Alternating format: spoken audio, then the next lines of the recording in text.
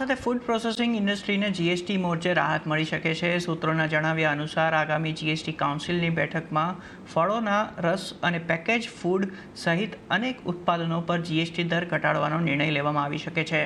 આના પર વધુ વિગત સહયોગી કરણ નેગાંધી પાસેથી લઈએ. કરણ, જીએસટી કાઉન્સિલની બેઠકમાં કઈ કઈ વસ્તુઓ પર જીએસટી દર ઘટી શકે છે? જી, તો જેમ તમે જણાવ્યું એમ આજે સૂત્રો તરફથી આપણને એક મોટા સમાચાર આવતા દેખાયા છે, જેમાં ફ્રૂટ જ્યુસ અને પેકેજ ફૂડ પર જીએસટી ઘટી શકે છે તેવા એક ખાસ મોટા સમાચાર આજે આપણને સૂત્રો જણાવી રહ્યા છે.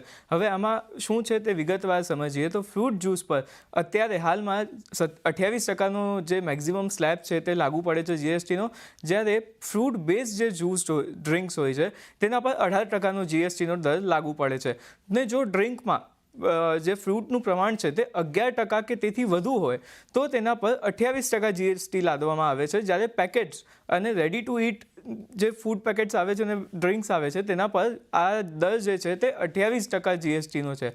સાથે જ આને કારણે હવે ઇન્ડસ્ટ્રીની માંગ છે કે આ જે જીએસટીમાં દરોમાં જે ભેદભાવ છે તેને સરળ કરવામાં આવે ને રેટનું જે છે રેશનલાઇઝેશન કરવામાં આવે. એટલે જ ઇન્ડસ્ટ્રીની આ માંગ પર ફૂડ પ્રોસેસિંગ મંત્રાલય જે છે તેણે જીએસટી કાઉન્સિલને આ પ્રસ્તાવ મોકલ્યો છે, એવું સૂત્રો આપણને જણાવી રહ્યા છે. હવે આ પ્રસ્તાવમાં શું છે તેની વાત કરીએ તો ફ્રૂટ જ્યુસ અને એરેડિટેડ એટલે કે જે ફિઝી ડ્રિંક્સ હોય છે, કાર્બોનેટેડ ડ્રિંક્સ તરીકે પણ જેને આપણે ઓળખીએ છીએ, તે ડ્રિંક્સ પર સમાન જીએસટી જે લાગે છે તે યોગ્ય નથી તેવું ઇન્ડસ્ટ્રીનું માનવું છે. એટલે રેટ રેશનલાઇઝેશન પર ગઠિત જીઓએમ આ બાબતે હવે સમીક્ષા કરશે તેવું આજે આપણને સૂત્રો જણાવી રહ્યા છે. સાથે જ જીઓએમની જે ભલામણો થશે તેના પર જીએસટી કાઉન્સિલની જે આગામી મિટિંગ થશે તેમાં મોટો નિર્ણય આવી શકે છે. જી.